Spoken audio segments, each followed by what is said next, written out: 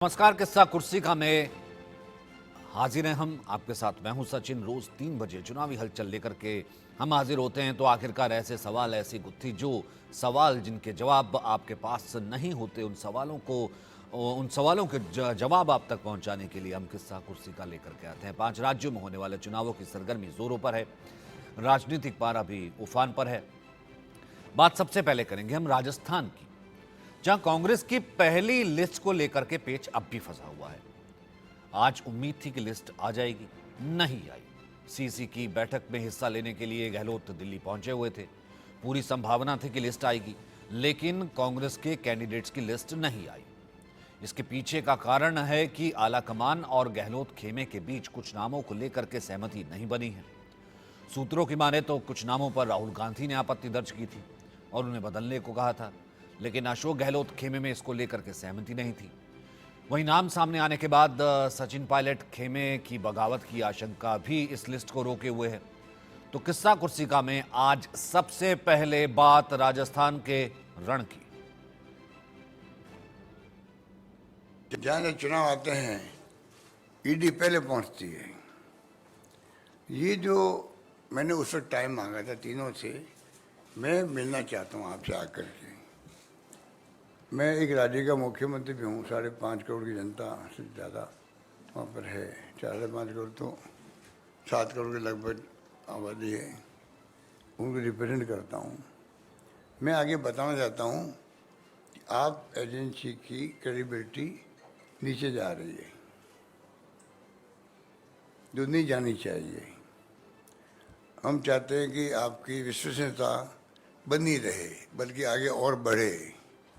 हम आपके साथ हैं। जहाँ फाइनेंशियल इरेगुलरिटी हो रही है, करप्शन हो रहा है, क्राइम हो रहा है, आप कड़ी से कड़ी कार्रवाई करो, तत्काल करो।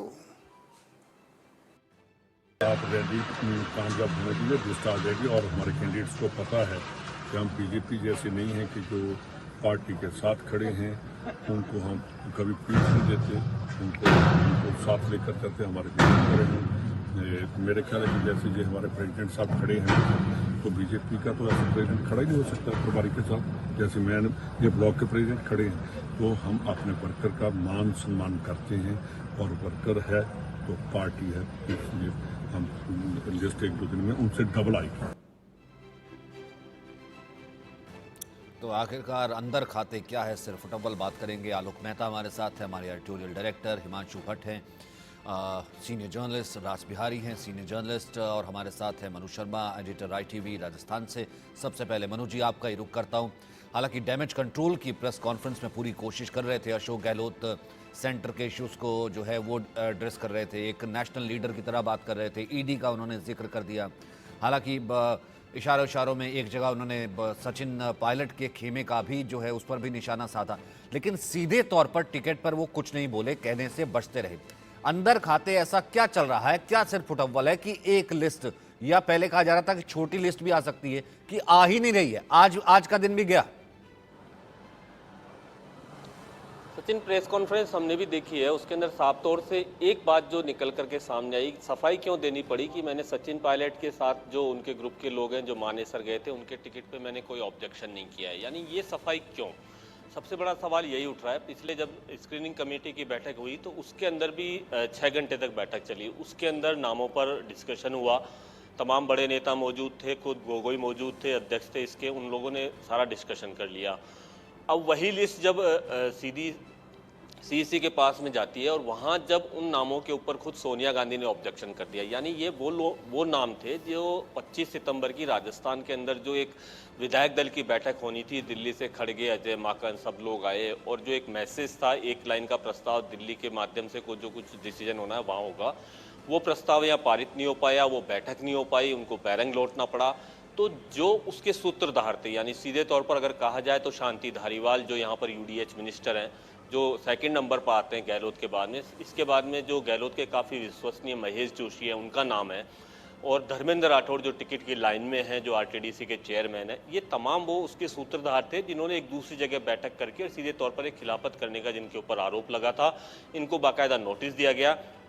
इन लोगों के नाम भी उस लिस्ट के अंदर शामिल थे। तो सीधे तौर पर जैसे ही वो नाम आया शांति धारीवाल का, तो उसके ऊपर सीधे जो सूत्र बता रहे हैं कि सोनिया गांधी ने इसके ऊपर ऑब्जेक्शन कर दिया कि ये वही लोग थे जिन्होंने जिस तरह का यहाँ पार्टी के डिसीजन पे सवाल उठाए थे। दूसरी तरफ राहुल गांधी ने साफ कर दिया है कि जो हमारे पास सर्वे आया, यानी खुद एक मधुसूदन मिस्त्री जिनको संभागवार जो ऑब्जर्वर से जो रिपोर्ट मिली है वो नाम उसके अंदर नहीं थे।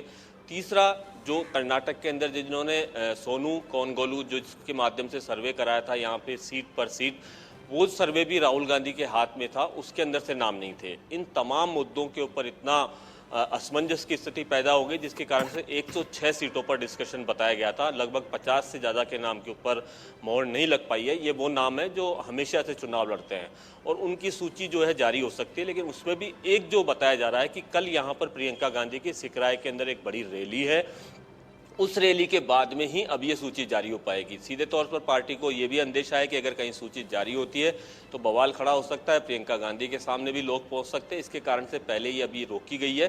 सूत्र जो बता रहे हैं उनकी जब रैली समाप्त हो जाएगी उसके बाद में सूची जारी हो सकती है। तो तमाम जो मुद्दे उलझे हुए हैं जिसको लेकर के सचिन पायलट गहलोत के बीच में अभी भी, चाहे दोनों के एक साथ खड़े करके दोनों को एक दूसरे का यहाँ पर बड़ा उसको असेट्स बताया गया है, दोनों को असेट्स बता रहे हैं पार्टी के बड़े नेता, लेकिन अभी तक दिल नहीं मिल पाए, जिसके कारण से सारे जो पिछले चुनाव में होता वही इस चुनाव के अंदर वापस से देखने को मिल रहा है। जी सचिन, मतलब अगर देखा जाए एक तरीके का क्या रीप्ले चल रहा है मनु जी, जैसे जब कांग्रेस अध्यक्ष पद के चुनाव के वक्त हुआ था, एक तरफ आला कमान अशोक गहलोत दूसरी तरफ खड़े हो गए थे, एक लिस्ट आ रही है, वो लिस्ट पता नहीं लग रही है, फिर वापस आ गए थे और शांति धारीवाल उस वक्त जो है एक समानांतर जो है किस तरीके से एक बैठक चल रही थी। वहीं जो गहलोत जो सचिन पायलट खेमा है वो एक्टिव हो गया था। क्या कुछ तरीके का ही रीप्ले चल रहा है? अभी तो भैया लिस्ट नहीं आई है, कब लिस्ट आएगी, कब प्लानिंग होगी और कब वो कैंपेन में जाएंगे कैंडिडेट्स? बिल्कुल आप सही कह रहे हैं इस बात को कि हालात वैसे के वैसे ही हैं। लेकिन इस बार जो मानेसर जो चले गए थे सचिन पायलट 19 विधायकों के साथ में, उसके बाद में सरकार जो है पूरी होटल के अंदर रही थी, यानी उन लोगों ने भी साथ दिया था। 122 के करीब विधायक थे वो उस समय जब राजस्थान के अंदर ये संकट जब खड़ा हुआ था, तो कांग्रेस के साथ में उसमें 13 निर्दलीय विधायक भी थे, 6 जो बसपा से आए वो लोग भी शामिल थे। अब हालात जो आज बने हुए हैं, ये लोग भी दबाव बनाए हुए हैं। उन लोगों का साफ तौर पर कहना है कि जब सरकार संकट में थी हमारा उपयोग किया गया, आज जब टिकट देने की बारी आ रही है तो उनमें से कुछ नाम ऐसे जैसे संयम लोढ़ा है, जो बाबूलाल नागर हैं, ये नाम ऐसे हैं जो हमेशा से मुख्यमंत्री रामकेश मीणा हैं, ये मुख्यमंत्री के साथ में रहते हैं और उनको सलाहकार भी बनाया, मुख्यमंत्री के सलाहकार के पद पर भी आज वो बैठे हुए हैं। अब इन लोगों के टिकट का मुख्यमंत्री अशोक गहलोत के ऊपर भी काफ़ी दबाव है, क्योंकि उस समय ऐसे कमिटमेंट थे जो उन लोगों ने किए हुए हैं कि अगर टिकट का बंटवारा होगा तो कहीं ना कहीं इनकी पैरवी करनी पड़ेगी। कल जब लिस्ट के ऊपर डिस्कशन हो रहा था तो इनके ऊपर ही, इनके नामों पर जब पैरवी की गई तो इसके ऊपर सवाल खड़े कर दिए गए। ये तमाम मुद्दे ऐसे हैं जिसको लेकर के अभी लिस्ट अटकी हुई है और अब आला कमान इसके ऊपर क्या फैसला करता है। क्या दोबारा से जो सिंगल नाम के जो पैनल थे उनको हटा करके जो 2-2, 3-3 नाम सर्वे से निकल करके आ रहे हैं उसके ऊपर दोबारा से डिस्कशन होकर के 106 की लिस्ट में से 50 नाम क्लियर करके बाकी जो 56 नाम है उसके ऊपर दोबारा से डिस्कशन किया जा सकता है। जी सर, ठीक है, मैं आपके पास आऊँगा। एक एक कमेंट जो है जो हमारे इस वक्त मेहमान मौजूद हैं पहले उनसे मैं ले लूँ। रास बिहारी जी, सबसे पहले मैं आपसे शुरू करना चाहता हूँ। मतलब अभी तक लिस्ट ही फाइनल नहीं हो रही है, लगातार चक्कर पे चक्कर अशोक गहलोत काट रहे हैं, अभी भी उनको बगावत का डर सता रहा है। भैया बगावत के आप तो यहाँ पर चुनाव होंगे, आपकी सरकार आती है नहीं आती उसके बाद ये सोच लीजिएगा। वो आज भी आकर के जो है सचिन पायलट पर ही निशाना कस रहे थे कि 10-10 करोड़ लेकर के सरकारें गिराई जा रही हैं। दूसरी तरफ राहुल गांधी अपना सोनू गोलू का एक अलग सर्वे ले आते हैं और वो ये कह रहे हैं कि ये क्या घिसे पिटे नाम है, दूसरी रिपोर्ट लेकर के आओ सामने, ये नाम नहीं चलेंगे, तो वो गौरव गोगोई को कह देते हैं। सोनिया गांधी को अलग कुछ नामों पर ऑब्जेक्शन था। इस कारण से अब बेरंग जो है वापस लौट रहे हैं अशोक गहलोत, एक बार फिर से जो है पेच फंसा हुआ है। क्या ये क्या मानूं, एक डेमोक्रेसी का हिस्सा है या ऑटोक्रेसी का हिस्सा है? देखिए, सबसे बड़ी बात यह है कि जो सवाल पहले भी उठाया गया कि कौन है आला कमान, तो आज भी यही सवाल है कि कौन है आला कमान। तो आला कमान अपनी ताकत बता रहा है कि आला कमान को चैलेंज करने वाले कौन लोग हैं, इसके बारे में उनको पूरी जानकारी थी और ये जानकारी उन्होंने जब टिकटों पर चर्चा हुई तो सामने रखी।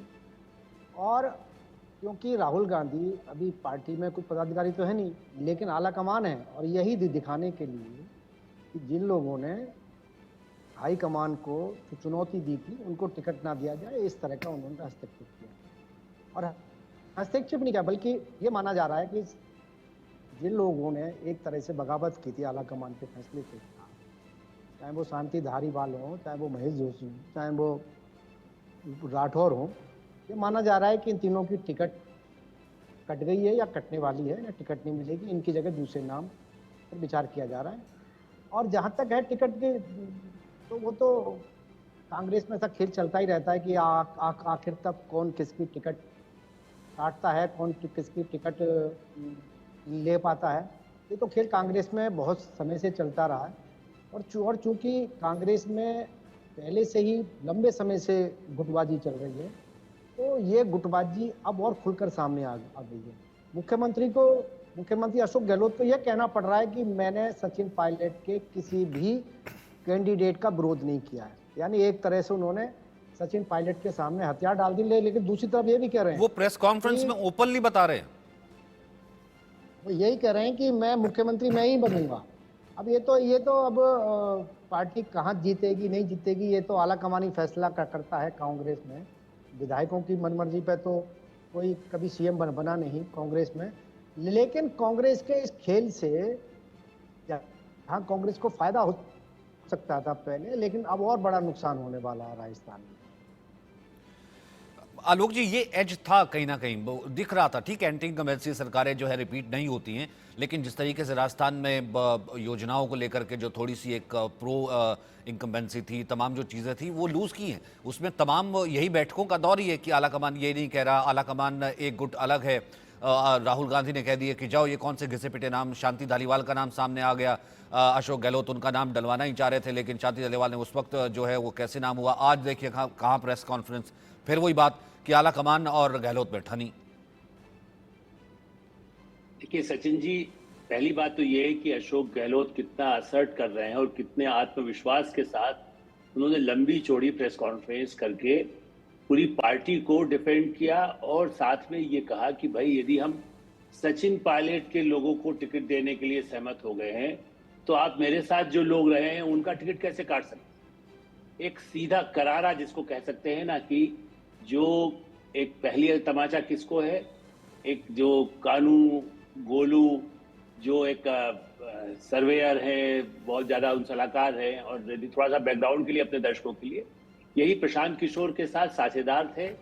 इस समय में दोनों बीजेपी के लिए भी सर्वे करते थे। बाद में बीजेपी को समझ में आया कि इनका कोई बहुत ज्यादा ऐसा होता नहीं है, ये खाली हवाई भी बातें करते रहते हैं, तो फिर ये दोनों से ही बीजेपी ने बाहर कर दिया इन लोगों को। अब उनमें से प्रशांत किशोर तो बिहार में सक्रिय राजनीति में आ गए। कानू वो जो है, इन्होंने इनको कहा गया था कि वो प्रशांत किशोर भी इसलिए गए थे कि कांग्रेस से भी, क्योंकि उनको कहा गया था कि आप पार्टी के हिस्सा हो जाइए। अब मुसीबत यह है कि अशोक गहलोत जितने बड़े संगठन के नेता हैं, मैं उनको काफी समय से जानता रहा हूं, जब उनका काम संगठन का रहा है, यूथ कांग्रेस से लेकर के राजीव गांधी के समय, सोनिया गांधी, आज भी उन्होंने राहुल गांधी का नाम नहीं लिया, उन्होंने सीधे सीधे सोनिया जी का नाम लिया कि उन्होंने मुझे बनाया। सोनिया गांधी, इसके पहले भी आपको ध्यान होगा, वो कह चुके हैं कि सोनिया गांधी जब कहेंगी मैं छोड़ सकता हूं, पद मेरे पीछे आता है। चूंकि सोनिया गांधी जानती है कि कोई संगठन में और एमएलए इनके होंगे, जिता के लाएंगे, तो हम इनको हटाएं कैसे। राहुल प्रियंका चाहते थे कि भाई सचिन पायलट को बना दो, इनको कहो रिटायर हो जाइए आप। तो आज भी एक तो उन्होंने घोषणा कर दी कि भाई मैं रिटायर हूं ना रिटायर हूं, मैं तो हूं। अंगद का पैर कितने थाम करके बैठ गए। और ये गोलू वोलू क्या होता है, वो इस बात से बैठक पे और बाहर भी उन्होंने कह दिया। उन्होंने बल्कि एक अलग कोई बॉक्स, उसका पूरा नाम हमारे मनु शर्मा जी को मालूम होगा, एक और किसी कंपनी को भी उन्होंने ठेका राजस्थान में दिया हुआ था गहलोत जी ने। उसके आधार पर उन्होंने, उसका भी आकलन उनके पास है, और वो कहते हैं मुझसे ज्यादा ये जानेगा गोलू, कर्नाटक से आया है। देखिए यदि फ्रेंकली कहा जाए तो वेणुगोपाल जी के आने के बाद दक्षिण भारतीयों का महत्व पार्टी में बहुत ज्यादा बढ़ गया है, और इसलिए वेणुगोपाल हो चाहे सर्वेयर हो, अब वो सब, और ये सब जो मॉडर्न है, कोई ब्रिटेन से हो सकता है कनेक्शन, और दिक्कत यही है क्या, मेरे ख्याल से शायद दिक्कत यही है ना कांग्रेस की, जहां से मैंने सवाल शुरू किया था, कि खेमे इतने बढ़ जाते हैं या चीज़ें इतनी हो जाती है कि वो हर कोई आला कमान को ही खुश करने के लिए लगा हुआ है। मधुसूदन मिस्त्री एक अलग से ले आए सर्वे, सोनू गोलू का जो सर्वे अलग से जो है वो पहुंच गया राहुल के पास, और हर कोई जो है आला कमान को ही खुश करने में लगा हुआ है। तो अल्टीमेटली पार्टी का नुकसान और पार्टी गई तेल लेने। बिल्कुल, यही आपने जो कहा ना, इसी का नुकसान अशोक गहलोत साफ बता रहे हैं कि जीतना है तो जो एमएलए हमारा साथ दिए वो करप्ट यदि 10 करोड़ रुपए लेकर के नहीं जाए, जैसा वो आरोप लगाते हैं, कितना दिया जा रहा था नहीं दिया था कोई नहीं जानता, लेकिन उन्होंने उस तरह से जो विधायक उनके पास रहे हैं, अब वो, और खास करके वो जो 3 और विधायक जो उनके दाएं बाएं हैं, सबसे पहले तलवार राहुल गांधी उनको बलि चाहते हैं और खड़गे भी चाहते हैं, क्योंकि खड़गे जब गए थे तो इन तीनों ने ही सबसे ज्यादा एक तरह से विरोध के स्वर उठाए थे गहलोत के समर्थन में। अब वो 3 जैसे कहते दाएं बाएं हाथ काट दे, गर्दन काट करके दे दे, तो उसके बाद तो बचेगी क्या पार्टी। इसलिए गहलोत उस पर अड़े हुए हैं और इस पार्टी को इसी लड़ाई झगड़े में ही तो बीजेपी को फायदा हो रहा है। आज तो बोले बाकायदा साफ हो गया कि गहलोत जो है हाला कमान को बिल्कुल ऐसी चुनौती दे रहे हैं जो कभी कांग्रेस में उस तरह से नहीं दी जा सकी। लेकिन हाँ, वो अपने बल पर है और वो भी ये नहीं है कि उनको कोई कह दे कि वो बीजेपी के साथ मिले हुए हैं, क्योंकि वो ऐसा कर नहीं पाते, कभी किया उन्होंने नहीं, और न किसी के साथ समझौता किया। वो प्रधानमंत्री और गृह मंत्री के खिलाफ भी आज मतलब जिस तरह से काफी तीखी टिप्पणियां उन्होंने की है, इससे लगता है कि वो अपना आत्मविश्वास है और वो कमांड को छोड़ना नहीं चाहते। यदि सरकार बनेगी तो मेरी बनेगी, नहीं तो नहीं बनेगी। ठीक है। अब हिमांशु जी, एक कमेंट आपका, फिर उसके बाद इसी इंटरनल राजनीति पे मैं मनु शर्मा के पास फिर वापस जाऊंगा। नहीं, जो आलोक मेहता जी ने बताया मैं उसको थोड़ा एक्सपांड करूंगा। फॉर द फर्स्ट टाइम, पहली बार ऐसा कुछ है कि कांग्रेस आला कमान को, कांग्रेस हाई कमांड को there someone giving a challenge तो पहले भी दिया गया था, पर वो चैलेंज फिजल आउट हो जाता था। आज ये पब्लिक में आया अशोक गहलोत जी की बात, उससे ये साबित होता है Ashok Gehlot has proved one thing. उन्होंने एक बात साबित कर दी है कि राजस्थान में कांग्रेस में उनका कोई पर्याय नहीं। और मैं ये बहुत जवाबदारी से कहता हूं कि 5 साल तक राज करने के बाद कांग्रेस का फाइनेंसिंग जो भी होता है और चुनाव में भी जो भी होता है कि वो उनके विधायक होते हैं, वो उनको जिता के लाते हैं। मतलब क्या हो गया? क्या कांग्रेस आला कमान अपने सिलेक्ट किए हुए विधायकों के लिए पैसे देने वाली है? वो तो हुआ नहीं। जब पैसों की बात आती है, जब चुनाव लड़ने की बात आती है, चुनाव होते हैं, पैसे खर्च होते ही है। कांग्रेस के कोई भी कार्यक्रम हो तो भी पैसे चाहिए, उसके लिए वहां का वो कहां देखते थे? जहां जहां कांग्रेस की सरकार है वहां। तो अभी कर्नाटक में तो पिछले साल आई है, पहले तो क्या था? राजस्थान था और इधर बघेल साहब थे। 1 साल पहले वो हिमाचल आ गया अपना। हिमाचल वालों ने तो पहले से कह दिया हमारे पास तो तनख्वाह देने के पैसे नहीं है। तो see the practical difficulties are, high command might think one way. अभी तक 75 साल से कांग्रेस में यह होता आया है कि दे विल असर्ट, वो एक सेंटेंस का ठहराव करते हैं, whatever high command decides we all will abide. मगर वो अब चलने वाला नहीं है। और गहलोत जी को पता है, देखो सचिन पायलट के मुकाबले वो कहीं कहीं वरिष्ठ है। वरिष्ठ तो है, उम्र भी है ज्यादा। He knows if he doesn't get it this time he will never get it. It was the same Gehlot, Ashok Gehlot, who refused the Congress presidency. क्यों? उन्होंने मना कर दिया था ना, उस वक्त भी आला कमान कुछ कर पाया था क्या? और अब ये चुनाव के टिकट के उसमें नहीं, खैर वो तभी तो आज भी कह रहे हैं ना कि मुख्यमंत्री तो मैं ही हूँ। तभी तो वो आज भी कह रहे हैं कि मुख्यमंत्री तो मैं ही हूँ। ये अलग बात है कि बिल्कुल चुनाव के बहानों पर खड़े हैं और अभी लिस्ट जारी होते ही उसके बाद अगले महीने चुनाव आती, सरकार नहीं आती, रहेंगे नहीं रहेंगे, वो एक अलग बात है। आज भी बताना और पोस्चरिंग तो यही थी ना, I am the big boss of Rajasthan. I am the boss and whatever I decide will be final. देखो उनकी तो बड़ी सीधी बात है, वो तो ऐसे ऐसे ऐसा एक दाव खेल के 2-3 कंकर साथ में मार रहे हैं। इफ द हाई कमांड फिर से उनकी बात आखिर में मानता है, ये सब ने पब्लिक पोस्चरिंग कर लिया, इन्होंने आके प्रेस कॉन्फ्रेंस कर ली, राहुल गांधी ने बताया कि ये सब नाम बदल दो, सोनिया जी ने बताया ये कर दो, और कुछ नहीं हुआ। आखिर में जब लिस्ट डिक्लेयर हो तब किसको टिकट मिलती है वो देखने का रहा, उस पर से पता चल जाएगा किसका क्या चलता है।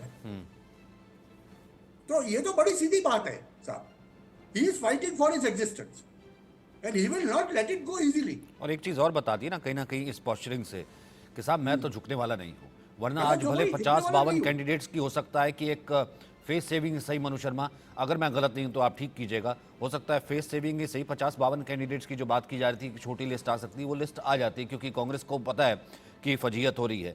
लेकिन प्रेस कॉन्फ्रेंस करना, ओपनली कहना कि 10-10 करोड़ लेकर के बगावत हो रही थी, सरकार गिराने की कोशिश हो रही थी, यानी ये कहना आला कमान को कि उसके बावजूद मैंने उन लोगों को टिकट दिया है, अकोमोडेट किया है, और वो लोग जो मेरे साथ थे, आप उसमें से कुछ लोगों को जो है ऑब्जेक्ट कर रहे हैं या कुछ लोगों का नाम जो है नहीं उस पर जो है सहमति जता रहे हैं, तो ये सहमति तो आपको जतानी पड़ेगी। कहीं ना कहीं ओपनली अशोक गहलोत ने तो आला कमान को ये बता दिया कि राजस्थान के टिकटों के चुनाव में भले वो शांति धालीवाल का टिकट हो और जो बाकी तमाम चीजें हों, चलेगी तो मेरी ही। मेरी बिल्कुल सचिन, मैं बताना चाहूंगा जब जयपुर से रवाना हुए थे इस बैठक के लिए दिल्ली के लिए, तब जयपुर में भी ये बयान जारी करके गए थे और साफ तौर पर उन्होंने कहा था कि आज जिन लोगों ने उस समय पैसे लिए थे, आज उन लोगों को कौन पूछ रहा है। यानी सीधे तौर पर वो मैसेज देके यहीं से गए थे इस बात का कि दिल्ली के अंदर जो कोई बैठक होगी उसके अंदर ये सारी बातें ध्यान में रखी जाए, मीडिया के अंदर पहले से बोल करके गए। और फिर आज प्रेस कॉन्फ्रेंस में बोला है तो सीधी तौर पर एक प्रेशर के रूप में देखा जा रहा है इसको। मैं आपको बताना चाहूँगा जो पिछली बार की जो चुनाव हुए थे, जो टिकट बटी थी, उसमें 13 लोग जो निर्दलीय जीत करके आए। मैं आपको बताना चाहूँगा चाहे उसमें महादेव सिंह खंडेला का नाम हो, बाबूलाल नागर का नाम हो, संयम लोढ़ा का नाम हो, रामकेश मीणा हो, ये तमाम विधायक वो हैं जो मुख्यमंत्री के खास थे। उनके टिकट पिछली बार सचिन पायलट कैंप ने दबाव बना करके और उस समय उनके टिकट काट दिए गए थे।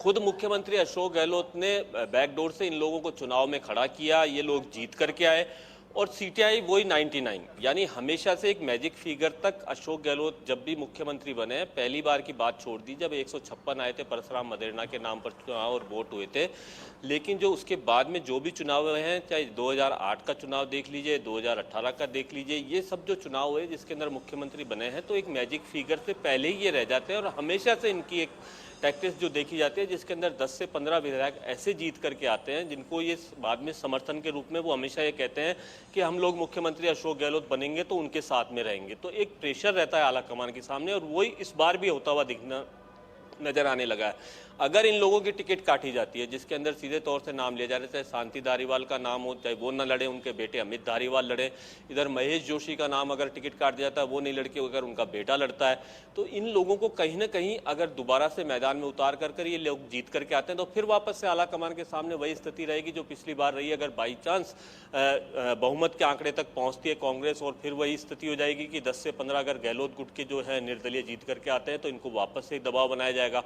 ये तमाम बातें जो है सीधे तौर पर आला कमान भी इस बात को जानता है। इसी कारण से इस बार पहले ही पूरी ये तैयारी हो रही है कि जिताऊ को टिकट दिया जाए, सर्वे के नाम से जो निकल करके आ रहे हैं उनको दिया जाए। लेकिन जिस तरीके से पिछली बार सचिन पायलट गुट ने इनके लोगों के नाम कटवा दिए, गहलोत ने उनके लोगों के नाम कटवा दिए, फिर भी 10 से 15 निर्दलीय जीत करके ऐसे आए जो सीधे तौर पर मुख्यमंत्री अशोक गहलोत को समर्थन देने के लिए ही राजी थे। केवल कांग्रेस को नहीं, केवल नाम ले करके बोला है, केवल अशोक गहलोत के नाम पर वो लोग समर्थन है, उनके साथ में खड़े हुए हैं। बसपा ने जो उनको तोड़ करके 6 विधायकों को मिलाया, ये तमाम एक प्रेशर पॉलिटिक्स जो हमेशा से रहती है वो अशोक गहलोत की रहती है और वो अब की बार भी सीधे तौर पर अब वो शुरू हो चुकी है। आज की प्रेस कॉन्फ्रेंस को भी चाहे उसी के रूप में माना जाए कि पहला जो सीढ़ी जो अगर टिकट के कटते हैं किन्हीं लोगों के, अगर अशोक गहलोत गुट के लोगों के टिकट काटे जाते हैं तो कहीं ना कहीं आगे चल करके वो इसी फॉर्म में आएंगे। और सचिन पायलट खेमे में क्या चल रहा है और क्या आला कमान का कोई धड़ा या आला कमान खुद इन टच है सचिन का पायलट खेमे से? देखिए, कल की बैठक में थी जो सीसी की बैठक में 2 लोग और होने चाहिए थे जिसके अंदर सचिन पायलट भी और प्रदेश के जो सीपी जोशी हैं एक बड़े नेता, इनको भी। लेकिन जिस तरीके से कांग्रेस सूत्रों ने बताया कि बैठक में इनकी मौजूदगी वहाँ थी नहीं और इनको बुलाया भी नहीं गया था इस बैठक के लिए। केवल कांग्रेस स्क्रीनिंग कमेटी के अंदर वो लोग मौजूद थे। इसके बाद में जो कांग्रेस की जो चुनाव समिति की बैठक हुई थी उसके अंदर ये मौजूद नहीं थे। लेकिन सीधे तौर पर उनका दबाव आज भी पायलट का सीधे तौर पर जब दिल्ली के अंदर मानेसर से वापस लौट करके आए थे, चाहे प्रियंका गांधी से बातचीत हुई हो, राहुल गांधी से बातचीत हुई हो, जयपुर विधानसभा में आकर के उन्होंने समर्थन वापस से दिया कांग्रेस का, उस समय यही बात हुई थी कि इन जो विधायक जो 19 विधायक हैं इनको कहीं ना कहीं एक साथ में रखा जाए, इनके साथ में कोई भेदभाव न हो। टिकट की जब बारी आए तो इनको टिकट के अंदर प्राथमिकता के तौर पर देखा जाए और इनको टिकट दिया जाए। वही दबाव आज भी उनका बना हुआ है। सचिन पायलट का बताया जा रहा है कि आज शाम तक वो जयपुर लौट सकते हैं या अपने समर्थकों से बातचीत भी कर सकते हैं। लेकिन अभी तक दिल्ली के अंदर जो गहमा गहमी बनी हुई है उसके अंदर सचिन पायलट बीजेपी भी 41 पे रुक गई है जी। बीजेपी भी 41 पे रुक गई है, क्या इसके इसके पीछे भी वही वजह है कि राज्यवर्धन सिंह राठौर, अर्जुन मेघवाल और जो बड़े और नाम तमाम जो लोग हैं उनको, गजेंद्र शेखावत, जो उनको चुनाव लड़ाया जा रहा है, जाहिर सी बात है कि बड़े नामों का चुनाव में उतारना, स्थानीय जो है कुछ नामों का विरोध, क्या ये इसके पीछे एक वजह है? क्योंकि 41 पर जो बीजेपी अटकी है या फिर खड़ी है, इसके पीछे की वजह? देखिए सचिन, बताना चाहेंगे 41 नामों की जो सूची आई है उसमें से आज भी 10 नाम ऐसे हैं जहां पर विरोध का सामना करना पड़ रहा है। हालांकि इस बात को लेकर के नड्डा यहां पर पहुंचे थे, वसुंधरा राजे खेमे से उनकी बातचीत हुई है, उनसे उदयपुर के अंदर भी बैठ करके बातचीत हुई है और जोधपुर का भी उनका दौरा हो चुका, कोटा का हो चुका, अजमेर का हो चुका। ये विरोध थामने की एक कोशिश थी, क्योंकि सीधे तौर पर अगर देखा जाए तो बाबा बालकनाथ को तिजारा से उतारा गया, मामन सिंह यादव जो पहले से तैयारी कर रहे थे उनका टिकट काटा गया, तो वहाँ भी वो विरोध में उतरने को तैयार हो गए। इसी तरीके से जयपुर के अंदर दिया कुमारी को उतारा गया, वह नरपत सिंह ने पहले विरोध किया लेकिन उनको शांत कर दिया गया। राजपाल सिंह शेखावत, जिनको जोटवाड़ा से टिकट काट करके, जो वसुंधरा राजे के खास बिल्कुल निकटवर्ती थे, उनका टिकट काट करके और उनकी जगह राज्यवर्धन सिंह को उतारा गया है। जालोर के अंदर सांचौर में जो देवजी पटेल हैं उनका विरोध हो रहा है। किशनगढ़ के अंदर भागीरथ चौधरी को उतारा गया सांसद को, वहाँ विजय चौधरी विरोध कर रहे हैं। तो इन तमाम मुद्दों को देखते हुए अभी पार्टी दोबारा से एक बार इस पर मंथन कर रही है। संभावना जताई जा रही है कि कल जो बैठक होगी जो इनकी चुनाव समिति की, जिसके अंदर मोहर लग जाएगी, उसके बाद में ही अब ये लिस्ट जारी होगी। इसके अंदर कांग्रेस का कोई सीधे तौर पर इंतजार नहीं किया जा रहा है, लेकिन खुद की जो पार्टी की अंदरूनी स्थिति है, वसुंधरा राजे खेमे का जिस तरीके से अभी तक अनदेखी की गई है इन सारी सूचियों के अंदर, अब कोई उनसे बातचीत हुई है क्योंकि साथ रखा जा रहा है उनको लगातार, जो भी चाहे कोटा की बैठक हुई हो, हाड़ौती के नाम अब निकल करके सामने आएंगे क्योंकि हाड़ौती क्षेत्र सीधे तौर पर मुख्यमंत्री वसुंधरा राजे का क्षेत्र है। इस क्षेत्र के अंदर जो भी नाम आएंगे उसके बाद अगर इनके खेमे के नाम नहीं होते, सीधे तौर पर विरोध का और सामना करना पड़ सकता है। इन तमाम मुद्दों पर ही मंथन करके अब ये सूची आएगी। जी राज बिहारी जी, एक कमेंट में इस पर आपका चाहूँगा। एक तरफ जहां राजस्थान में कहीं ना कहीं एज था शुरुआत में, जो ओपिनियन पोल्स की अगर हम बात करें बीजेपी को नज़र आ रहा था, वहीं दूसरी तरफ कांग्रेस का टिकट ना आना, कांग्रेस की यहाँ पर सरफटोवल दोबारा एक सचिन पायलट पर कमेंट कर देना, आला कमान का कुछ नामों पर ऑब्जेक्शन हो, ये सब आप देख ही रहे हैं। दूसरी तरफ 41 पर बीजेपी का आ करके अटक जाना, वसुंधरा का खेमे की नाराज़गी और सांसदों का उतारना और फिर उस जगह पर लोकल नाराज़गी। आपको लगता है कि अभी गणित जो है कुछ और बिगड़ना बनना राजस्थान में दोनों ही पार्टियों के लिए बाकी है?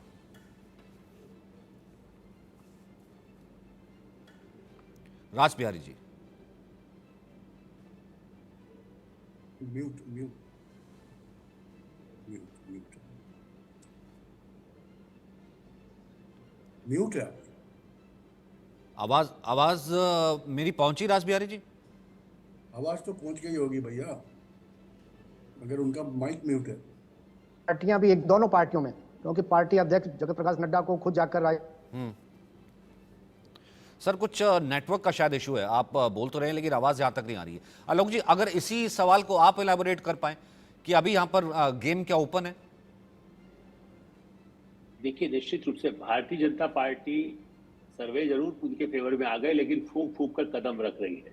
और गजेंद्र सिंह शेखावत कल यहाँ थे, फिर वापस हो गए हैं। वसुंधरा जी के साथ भी बात हो रही है। जो मुख्यमंत्री के पद के 2-4 जो उम्मीदवार, जिनको मेघवाल जी हैं, इन सब लोगों के साथ ऐसा तालमेल करके कोशिश की जा रही है कि दूसरी बड़ी बात पार्टी एकजुट दिखाई दे। राज बिहारी जी की आवाज बीच में गड़बड़ हो रही है। वो मैं ठीक, वो दरअसल उनका फ्रेम अटक रहा है, मैं ठीक करवा रहा हूँ, आप बोलिए सर। हाँ जी। तो मुझे ऐसा लगता है कि कांग्रेस की सूची आने से भी उनको सुविधा होगी। यदि सूची थोड़ी पहले आ जाती है तो बीजेपी को भी आगे अपनी रणनीति में कुछ जहां फेरबदल करना है। दोनों एक दूसरे को जैसे कहते हैं लुका छुपी का खेल भी है, और ये भी है कि कौन किधर जा सकता है। यदि कांग्रेस पहले डिसाइड ही कर लेगी तो वसुंधरा के लोग रिवोल्ट करके कहाँ जाएंगे, या कांग्रेस के जो लोग रिवोल्ट करेंगे वो बीएसपी में या किस तरह बीजेपी में जा सकते हैं, ये भी एक स्थिति है। तो ये विकल्प अभी, चूंकि देखिए इस बार ये तो अच्छा हुआ है, कहना चाहिए कि थोड़ा समय से पहले, जैसे होता है कि अंतिम दिन, कांग्रेस का तो इतिहास रहा है कि वो जिस समय आपका नॉमिनेशन का अंतिम दिन है तब नाम बताते हैं, वरना भैया तुम पता नहीं कहीं भाग जाओ। तो इसी स्थिति में इस बार, इसलिए उनको इस बार भी डर होगा और इसीलिए वो थोड़ा सा सबको खुश करने की कोशिश भी कर रहे हैं। और बीजेपी इस बात को ध्यान में रख रही है कि जब जो अभी तक स्थिति है सरकार और कांग्रेस की जो आपस की लड़ाई है, और मुझे लगता है इसीलिए कांग्रेस ने आज अशोक गहलोत को प्रेस कॉन्फ्रेंस में, राष्ट्रीय प्रेस कॉन्फ्रेंस में उतारा। अशोक गहलोत तो जयपुर में बात करते रह सकते हैं।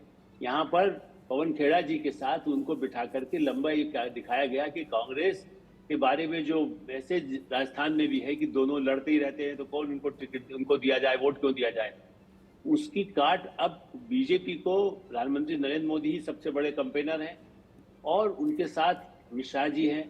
तो ऐसे लोग जाकर के पार्टी को एकजुट, और वसुंधरा जी कहीं ऐसी नाराज न दिखे जो अभी मनु शर्मा जी कह रहे थे। इसलिए मुझे लगता है कि बड़ा ही इस बार का संघर्ष राजस्थान का भी जोरदार होगा, बल्कि मध्य प्रदेश में मेरी सूचना अभी हम लोग मतलब ये चर्चा इंटरेस्टिंग करेंगे इसलिए वो हो रहा सही है इसका। यहाँ सरकार बनाने से पहले दोनों ही खेमे की तरफ से, खैर सरकार बनाने से पहले उन विधायकों का टिकट को लेकर के ज्यादा चिंता हो रही है कि जो टिकट दे दें वो जीत भी जाएं, कहीं ऐसा ना हो कि भैया वो बगावत करके दूसरे खेमे के साथ ना चले जाएं। इसको लेकर के भी जो है कुछ जो है ये दोनों ही तरफ कहीं ना कहीं चल रहा है।